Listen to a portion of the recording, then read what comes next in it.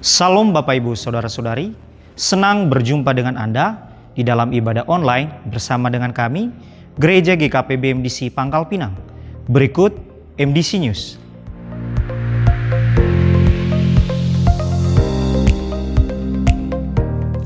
KKR Anak akan diadakan pada hari Sabtu, tanggal 2 Maret 2024, dimulai pada pukul 16 waktu Indonesia Barat di gereja dan dilayani oleh para pelayan dari Yayasan Penginjilan Anak Kalvari. Worship Night akan diadakan pada hari Jumat, tanggal 22 Maret 2024, dimulai pada pukul 19 sampai 20.30 waktu Indonesia Barat di gereja. Ibadah Jumat Agung pada tanggal 29 Maret 2024 dimulai pada pukul 17 waktu Indonesia Barat di gereja.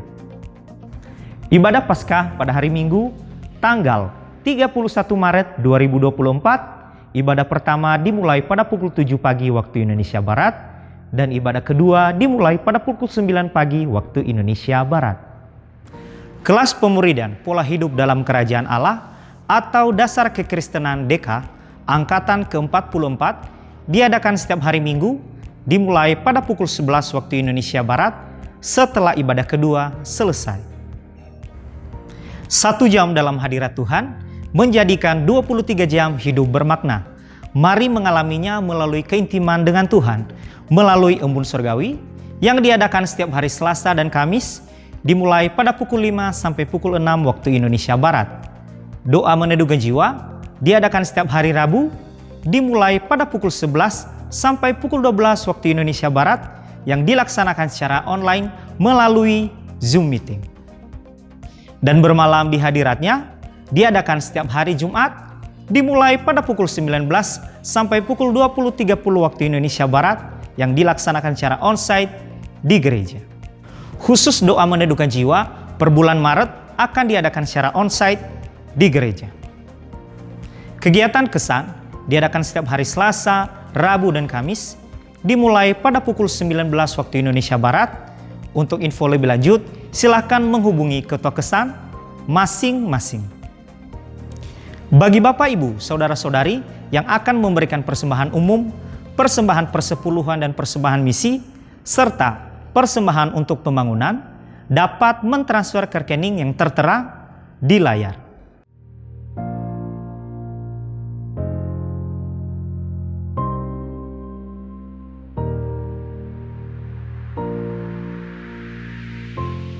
Untuk mengetahui info lebih lanjut tentang Gereja GKP BMDC Pangkal Pinang, Bapak, Ibu, Saudara-saudari dapat mengikuti Facebook dan Instagram MDC Pangkal Pinang atau subscribe akun YouTube GKP BMDC Pangkal Pinang. Demikian info tentang Gereja GKP BMDC Pangkal Pinang, dan selamat beribadah. Tuhan Yesus memberkati. Mari kita bernyanyi bagi Dia. Mari kita sama-sama angkat suara kita, bersuka cita, menari memuji Tuhan.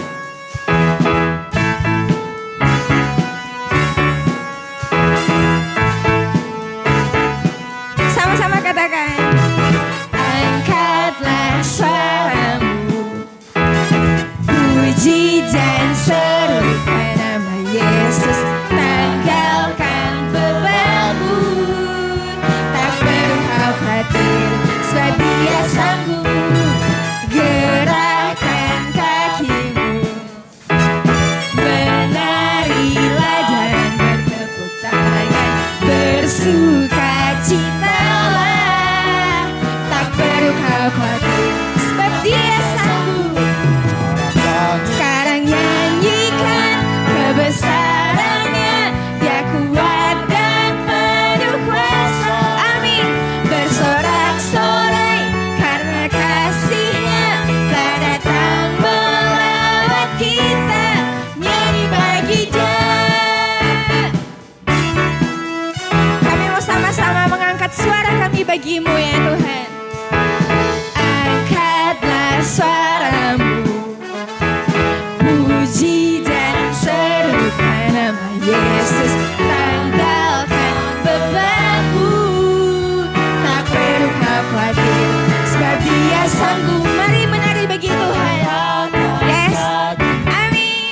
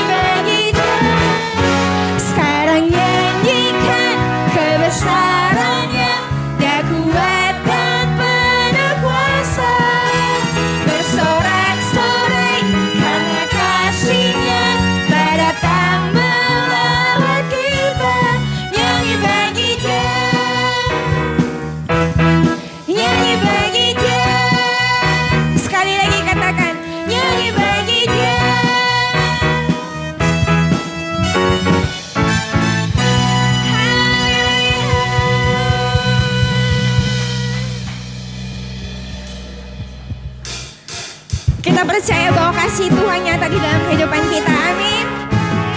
Haleluya. Oh, kami memuji-Mu. Kami percaya Tuhan, kasih-Mu sungguh nyata di dalam hidup kami. Biarlah saat ini kami menari bagi nama-Mu ya Tuhan. Sekalipun ku berjalan dalam lembah kekelaman, ku tak takut, sebab Kau besertaku. Yes, amin. Sekalipun ku berada di dalam kesesakan, ku tak goyah, Kau tak tinggalkanku. Ku tahu ku kuat di dalam-Mu, karena firman-Mu ada di hidupku. Sama-sama serukan, Yesus, Engkaulah penebusku, terang bagi jalanku, penghibur dan penolongku. Yesus, Engkaulah harapanku, kota perlindunganku. Kasih-Mu nyata di dalam hidupku. Amin. Haleluya.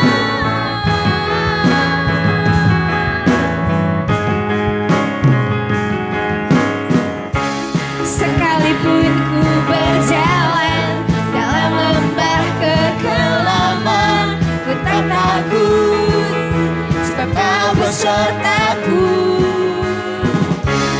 Sekalipun ku berada di dalam kesesakan, ku tak goyah, Kau tak tinggalkanku.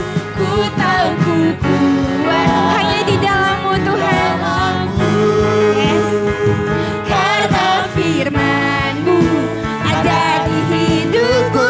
Mari sama-sama serukan, Yesus, Engkaulah penebusku, terang bagi jalanku, penghibur dan penolongku. Yesus, Engkaulah harapanku, kota perlindunganku. Kasih-Mu nyata di dalam hidupku.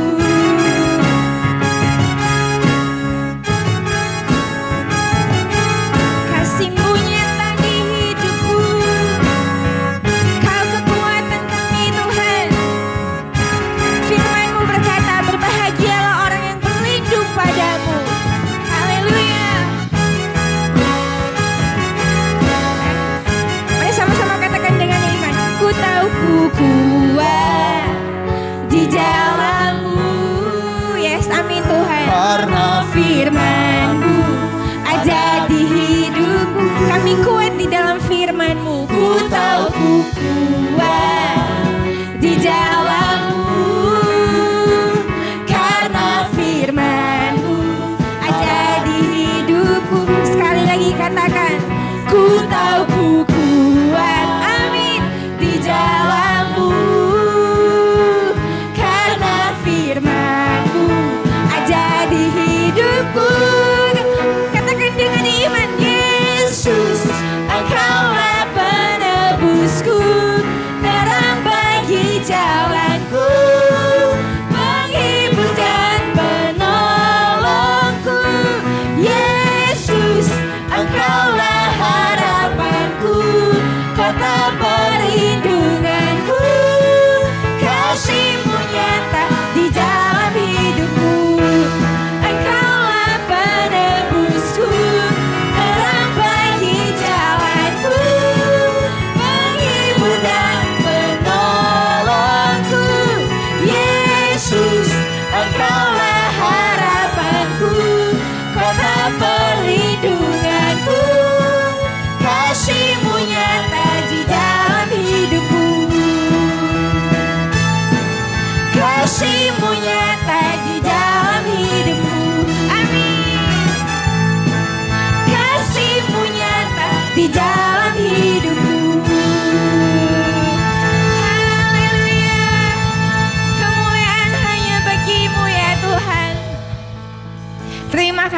Yesus, terima kasih Bapa.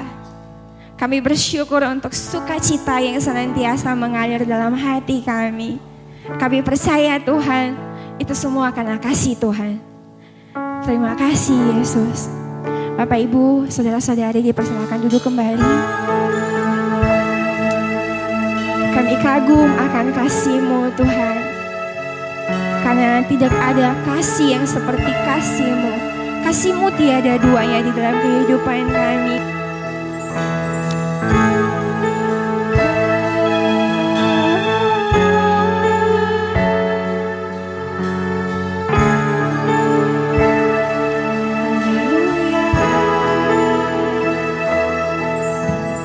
Belum pernah ada kasih di dunia sanggup menerima diriku apa adanya selain kasih-Mu, Yesus.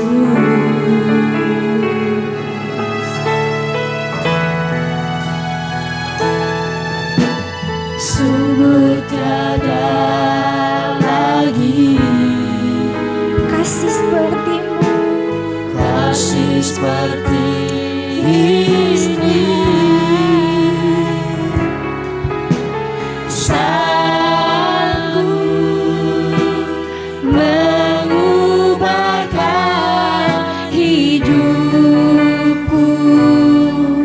menjadi baru selain kasih-Mu, Yesus.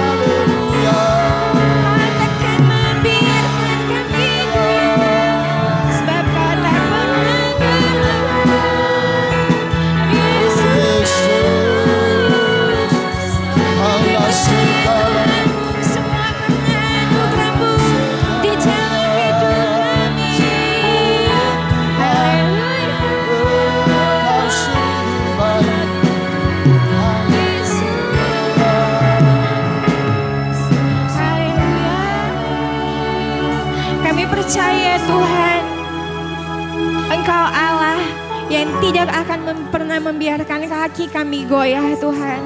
Engkau Allah yang tidak pernah terlelap di dalam segala keadaan kami Tuhan. Engkau menjadi kota perlindungan di dalam kehidupan kami.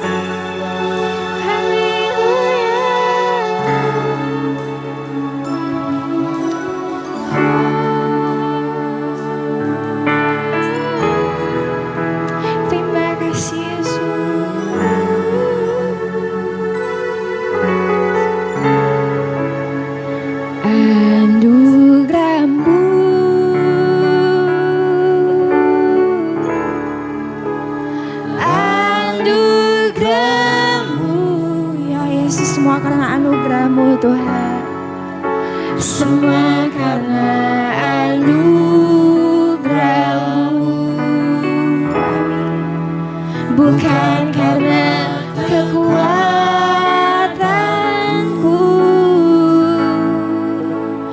Anugerah-Mu.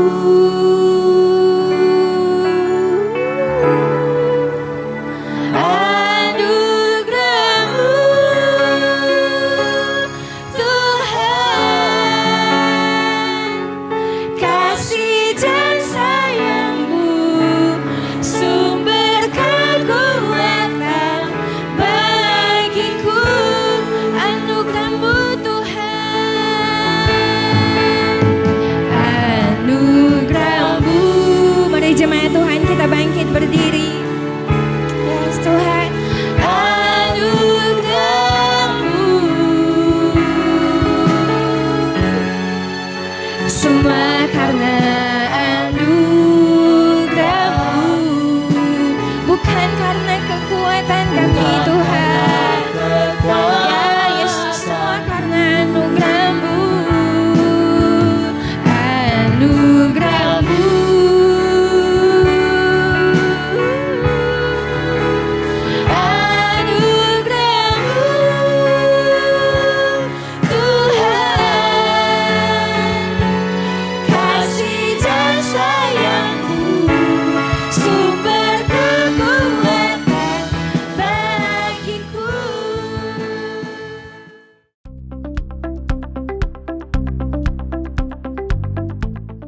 Salam Bapak Ibu dan Saudara kekasih dalam Tuhan.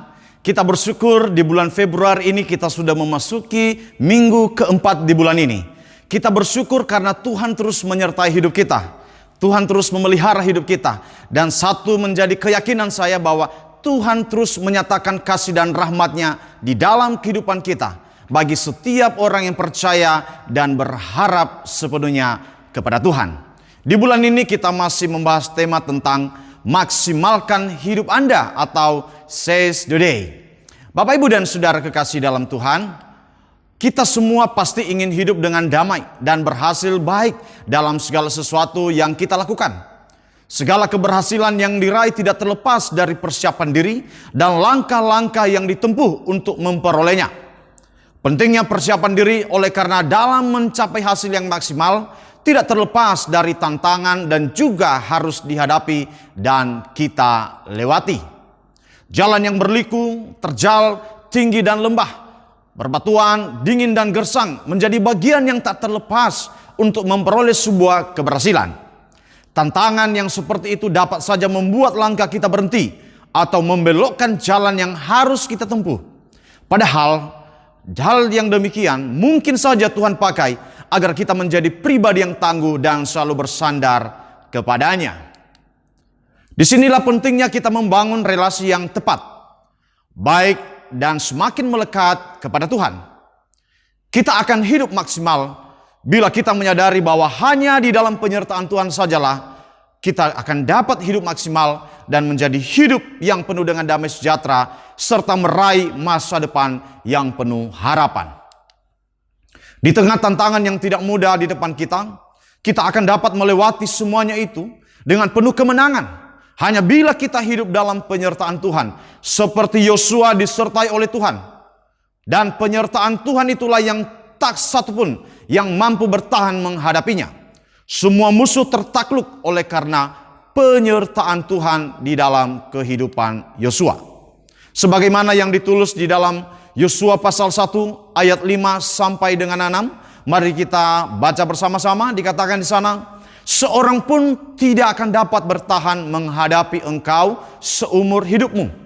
Seperti aku menyertai Musa, demikianlah aku akan menyertai engkau. Aku tidak akan membiarkan engkau dan tidak akan meninggalkan engkau. Kuatkan dan teguhkanlah hatimu, sebab engkaulah yang akan memimpin bangsa ini memiliki negeri yang kujanjikan dengan bersumpah kepada nenek moyang mereka untuk diberikan kepada mereka. Hanya di dalam penyertaan Tuhan saja hidup kita akan menjadi maksimal. Itu sebabnya jangan sia-siakan kebaikan Tuhan yang mau menyertai hidup kita. Di sepanjang bulan Februari ini, tema khotbah firman Tuhan bagi kita adalah maksimalkan hidup Anda atau seize the day. Kasih karunia Tuhan untuk menyertai kita merupakan anugerah yang besar yang membawa kita untuk hidup mengalami kemenangan demi kemenangan di dalam setiap tantangan yang sedang dan akan kita hadapi. Bahkan penyertaannya atas kita membawa kita memperoleh semua penyediaannya sampai hidup di dalam kekekalan. Tidak ada waktu yang terbuang begitu saja dengan sia-sia bila kita hidup dalam penyertaan Tuhan. Mengarahkan seluruh hidup kita kepada janji-janji Allah yang tidak pernah berubah atau unchanging promise. Semua yang Allah janjikan atas hidup kita tak satu pun yang akan gagal. Namun kita akan memperolehnya bila kita sungguh-sungguh memperhatikan, mengerti, memahami suara Tuhan dengan berpegang kepada firman-Nya dengan segenap hati dan jiwa kita. Dalam Ulangan 30 ayat 9 sampai 10 ditulis di sana, Tuhan Allahmu akan melimpahi engkau dengan kebaikan dalam segala pekerjaanmu, dalam buah kandunganmu, dalam hasil ternakmu, dan dalam hasil bumimu.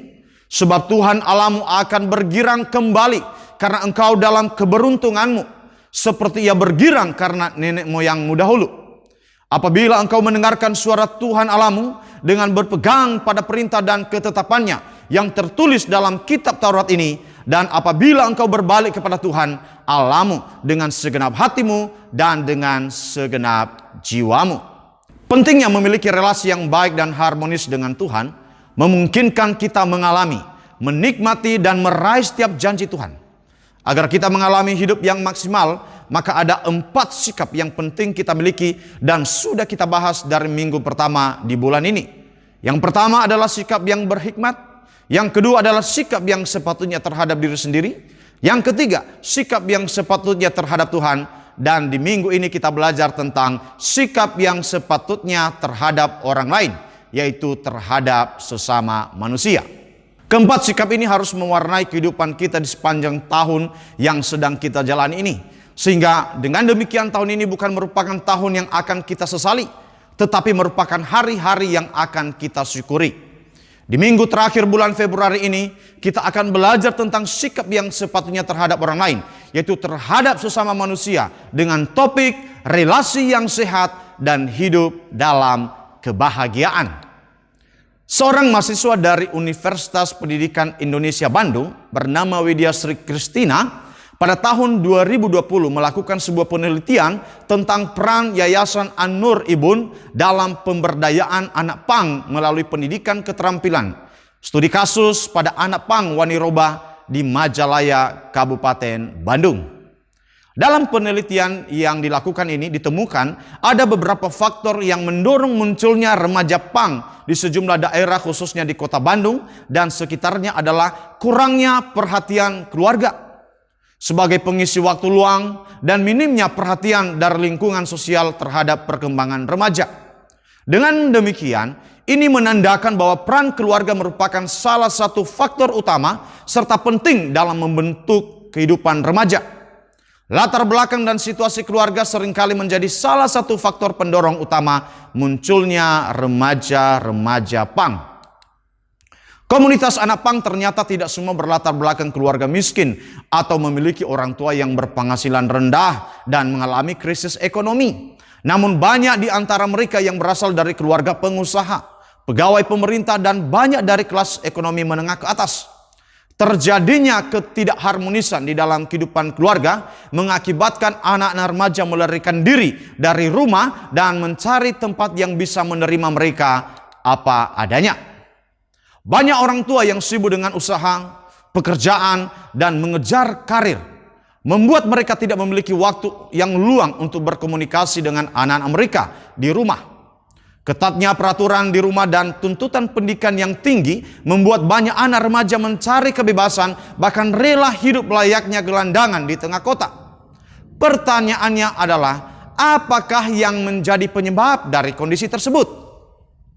Keadaan itu bukanlah sekedar gambaran tentang krisis ekonomi yang sedang terjadi, namun merupakan cerminan dari krisis kasih di dalam kehidupan keluarga. Memang, yang terlihat di permukaan sepertinya hal itu disebabkan oleh masalah ekonomi.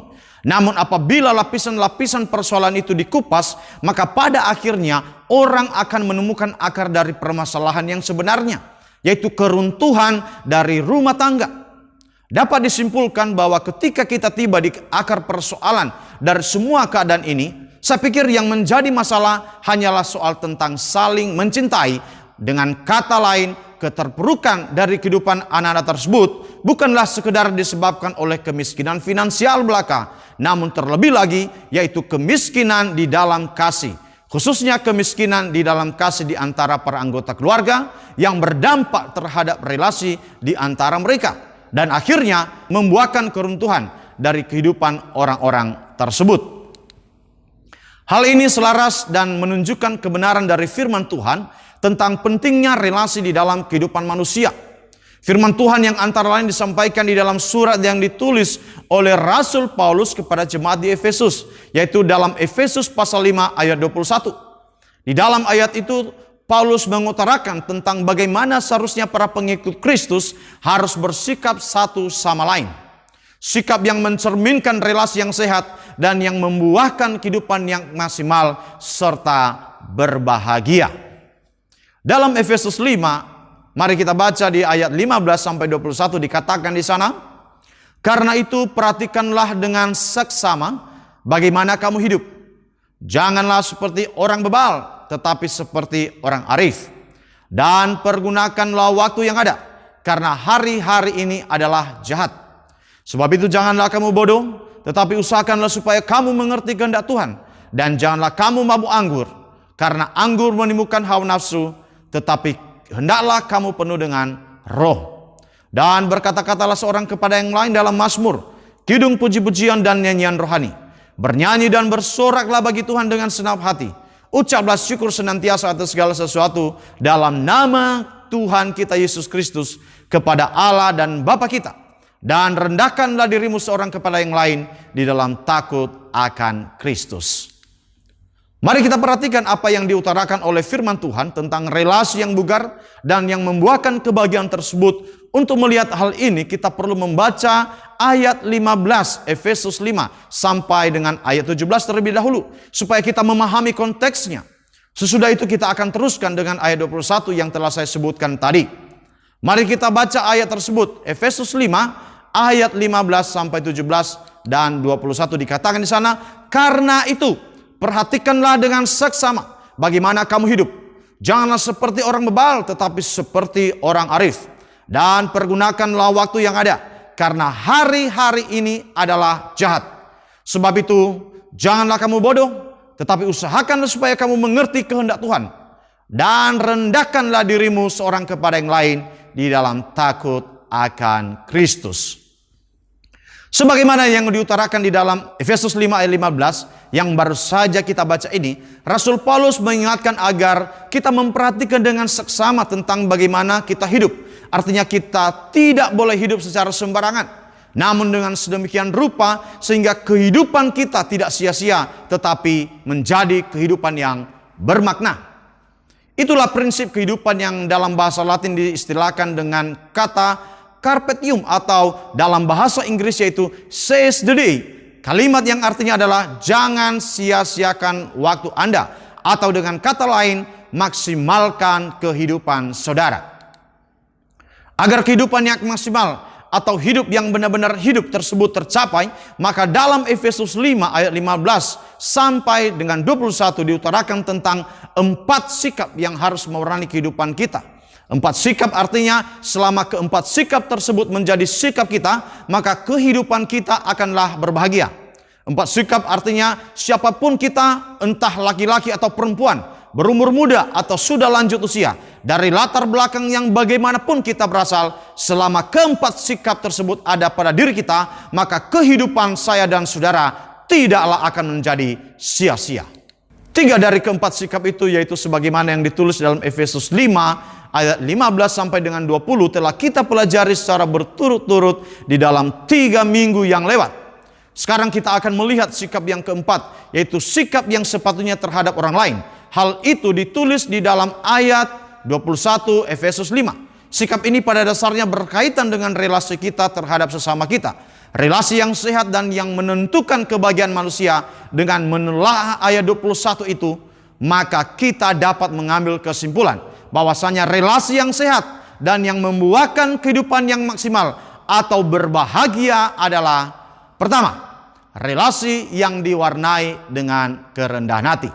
Saya ulangi, relasi yang sehat dan yang akan membuahkan kehidupan yang berbahagia adalah relasi yang diwarnai dengan kerendahan hati. Hal tersebut diutarakan di dalam ayat 21 dalam kalimat rendahkanlah dirimu seorang kepada yang lain, atau mengandung arti tunduklah. Penundukan diri terhadap orang lain tidak dapat dipisahkan dari kerendahan hati. Memang penundukan diri dapat disebabkan oleh faktor-faktor yang lain, seperti misalnya disebabkan oleh upah dan hukuman. Mengapa seorang pegawai bersikap tunduk kepada majikannya? Karena dengan bersikap tunduk kepada majikannya tersebut, maka bisa ia berharap majikannya akan memberikan upah yang lebih besar lagi kepadanya. Demikian pula mengapa seorang prajurit tunduk kepada komandannya. Karena prajurit mengerti apabila ia bersikap tidak tunduk kepada atasannya tersebut, maka bisa jadi ia mengalami hukuman. Namun penundukan diri yang disebabkan hanya karena upah dan hukuman seperti itu merupakan penundukan diri yang bersifat lahiriah belaka. Secara kasat mata memang sang pegawai itu prajurit tadi nampak bersikap taat kepada atasannya, tetapi bisa jadi secara batin tidaklah demikian. Alhasil kalau upah yang ia terima tidak kunjung dinaikkan, maka pegawai itu tidak lagi bersikap tunduk kepada majikannya. Demikian pula kalau sang komandan sedang tidak berada di tempat, maka bisa jadi prajurit tadi mengabaikan perintah-perintah yang telah diberikan oleh atasannya tersebut. Tetapi tidak demikian halnya apabila penundukan diri itu bersumber dari kerendahan hati. Hal itu mengakibatkan penundukan diri tadi bukan karena mengharapkan upah atau karena takut terhadap hukuman, namun memang karena lahir dari dalam batin yang bersangkutan. Di dalam kerendahan hati tersebut, orang tadi tidak akan menganggap dirinya lebih utama daripada orang lain. Karena itu ia bersedia menundukkan diri. Nah, mengapa kerendahan hati yang seperti itu akan mengakibatkan kebahagiaan? Karena kerendahan hati atau yang dalam bahasa Inggris disebut sebagai humility, itu berasal dari kata dalam bahasa Latin yaitu humus. Artinya adalah tanah yang sangat subur dan yang terbentuk dari lapukan daun serta batang pohon. Lebih jauh bahwa kerendahan hati akan mendatangkan kebahagiaan karena kerendahan hati mengandung 3 komponen, yaitu pertama, cara yang sehat dalam berelasi dengan diri sendiri, cara yang sehat dalam berelasi dengan orang lain, dan yang ketiga, cara yang sehat dalam berelasi dengan kenyataan atau realitas. Ketiga komponen itulah yang merupakan lahan yang subur atau humus bagi kebahagiaan. Artinya kerendahan hati merupakan satu-satunya lahan di mana anugerah berakar, karena kerendahan hati memerlukan sikap yang tepat di hadapan Tuhan dan memungkinkan Dia sebagai Tuhan mengerjakan semuanya di dalam hidup kita. Di dalam hal ini termasuk mengerjakan kebahagiaan dalam kehidupan kita. Dengan kata lain, memang kerendahan hati merupakan unsur yang penting dari suatu relasi yang bugar. Bukan itu saja, kerendahan hati ini akan mendatangkan kebahagiaan dalam diri orang yang hidup di dalamnya. Itulah kehidupan yang tidak akan kita sesali, namun akan kita syukuri. Selanjutnya yang kedua, relasi yang sehat dan yang akan membuahkan kehidupan yang berbahagia adalah relasi yang diwarnai dengan penghargaan. Saya ulangi lagi, relasi yang sehat dan yang akan membuahkan kehidupan yang berbahagia adalah relasi yang diwarnai dengan penghargaan satu sama lain. Dalam Efesus 5 ayat 21 dikatakan di sana, rendahkanlah dirimu seorang akan yang lain. Penghargaan terhadap orang lain, tentu penghargaan tersebut berjalan seiring dengan kasih.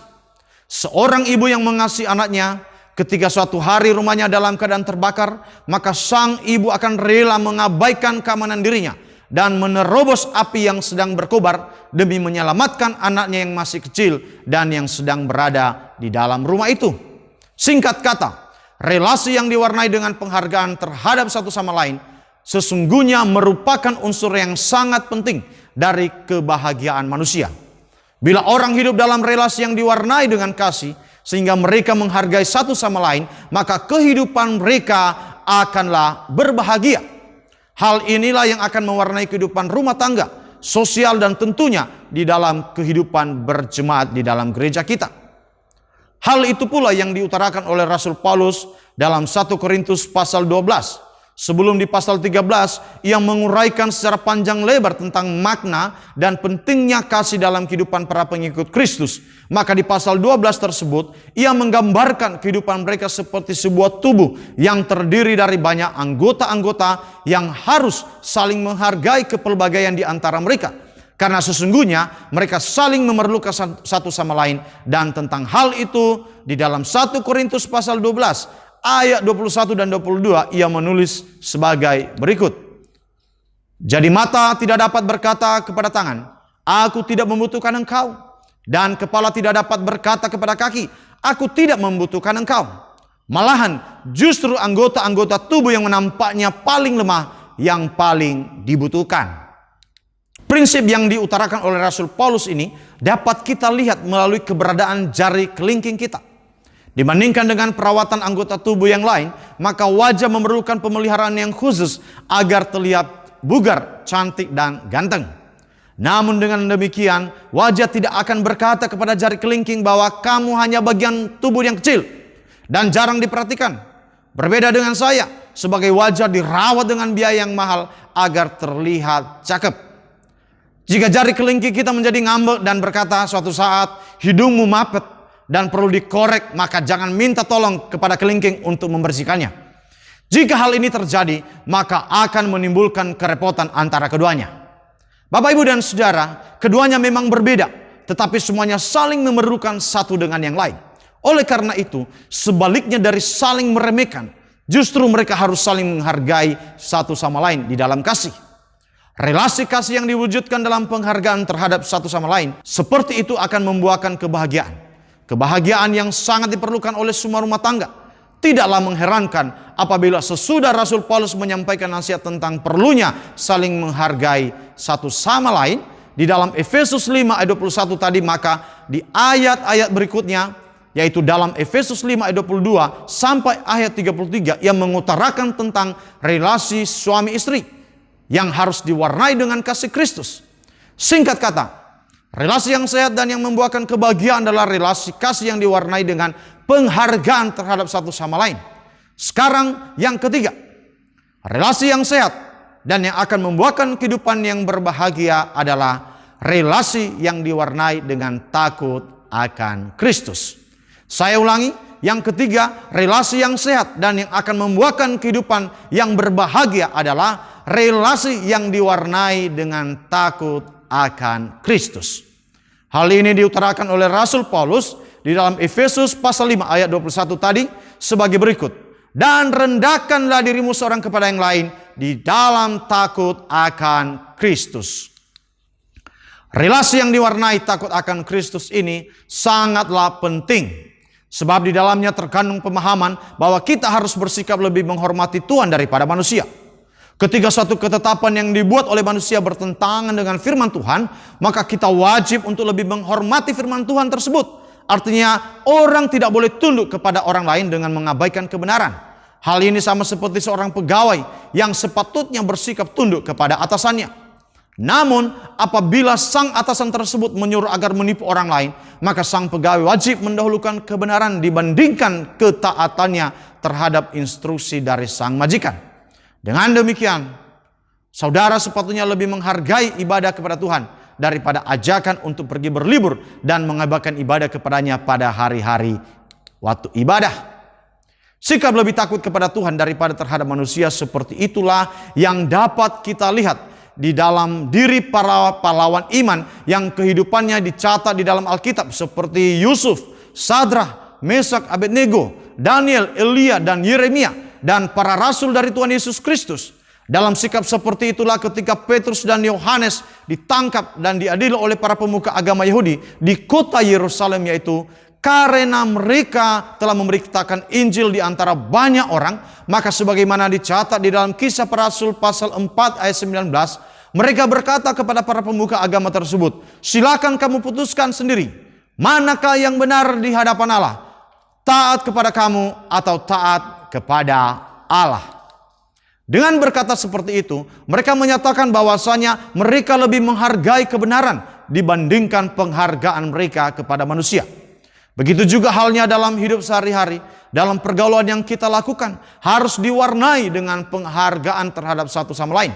Namun bukan berarti dengan demikian maka saudara boleh mengompromikan kebenaran hanya demi persahabatan. Sehingga apabila teman saudara mengajak saudara untuk melakukan ketidakbenaran, maka di saat itu saudara wajib untuk berkata tidak, walaupun penolakan saudara mengandung konsekuensi saudara akan dikucilkan, dianggap terlalu fanatik atau berlagak sok suci. Bapak, Ibu, dan saudara kasih dalam Tuhan, pentingnya kita memahami, pentingnya kita menyadari bahwa ketaatan lebih penting kepada Tuhan daripada kepada sama manusia. Artinya kita memprioritaskan ketaatan kepada Tuhan sehingga menjadikan hidup kita maksimal dan hidup dalam kebahagiaan. Hidup yang maksimal atau seize the day pasti kita alami saat kita terus membangun sikap yang sepatutnya terhadap orang lain, yang menghasilkan relasi yang sehat dan hidup dalam kebahagiaan. Hidup dalam kerendahan hati di dalam kasih, kita menghargai satu sama lain, dan di atas semuanya itu wajib kita bersikap takut atau hormat kepada Kristus, sebab sesungguhnya kebahagiaan atau hidup yang bermakna serta tidak sia-sia itu berasal dari Tuhan. Komitmen kita kepada sesama tidaklah boleh lebih tinggi daripada komitmen kita kepada Tuhan. Sikap seperti inilah yang menjadikan relasi kita dengan sesama akan bersifat sehat dan berkenan kepada Tuhan. Amin. Tuhan Yesus memberkati. Kita berdoa. Bapa di surga, kami bersyukur di minggu terakhir bulan ini. Kami berterima kasih karena Tuhan memberikan kesempatan yang baik bagi kami untuk dapat datang di hadapan-Mu, beribadah, mendengarkan firman Allah. Kami bersyukur karena pemeliharaan Tuhan yang sempurna senantiasa menyertai kehidupan kami. Dan biarlah di sepanjang bulan-bulan ini Tuhan, kami boleh mengalami hidup yang maksimal di hadapan Tuhan dengan sikap yang sepatutnya terhadap orang lain. Biarlah kasih dan kemurahan Tuhan terus menyertai kehidupan kami, sehingga kehidupan kami terus bersandar di dalam penyertaan Tuhan. Kami bersandar kepada Tuhan, karena dengan bersandar kepada Tuhan, kami mengalami kemenangan demi kemenangan dan meraih setiap janji Tuhan di dalam kehidupan kami. Di dalam nama Tuhan Yesus Kristus kami sudah berdoa dan mengucap syukur. Haleluya. Amin. Anugerah-Mu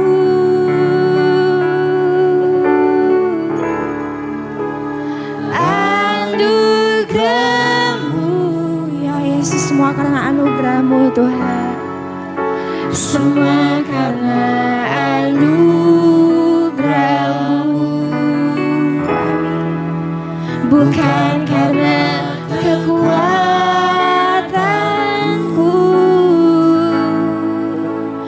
Anugerah-Mu,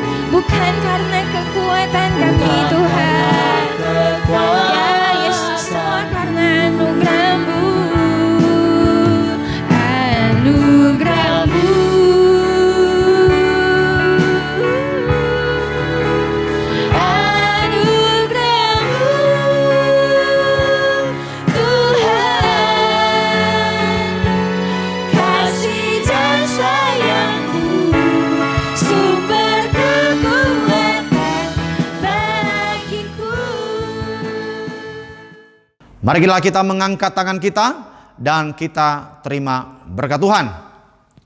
Biarlah berkat dari Allah Bapa, kasih karunia daripada Tuhan Yesus Kristus, dan persekutuan di dalam Roh Kudus yang menuntun memimpin setiap langkah demi langkahmu di dalam setiap apa yang engkau lakukan, dibuatnya engkau berhasil dan beruntung.